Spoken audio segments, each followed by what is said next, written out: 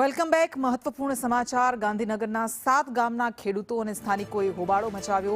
Gandhinagar collector કચેરીમાં સૂત્રોચ્ચાર અને બેનર સાથે વિરોધ કરવામાં આવ્યો.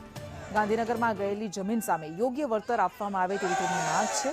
પ્લોટ હયાત વધારાના બાંધકામને મંજૂરી આપવાની માંગ કરાય અને જો માંગ નહીં સ્વીકારાય તો ઉપવાસ આંદોલનની ચીમકી ઉચ્ચારવામાં આવી છે.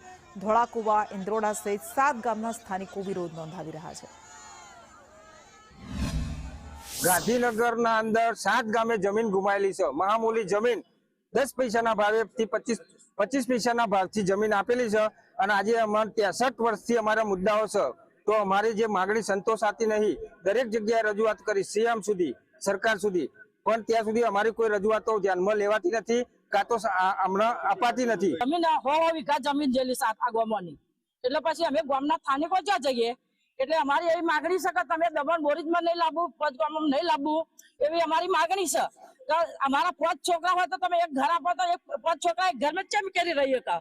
એટલે અમારી માગણી છે બોરીજમાં 7 ગામોની બોરીજમાં દમણ નહીં લાવવાનું, મકાન કાયદેસર કરી આલો, પ્રોપર્ટી કાર્ડ આપો, એવી અમારી માંગ છે. એટલે અમારી કોઈ દમણ કોઈ અમારા બોરીજમાં આવવું ના જોઈએ.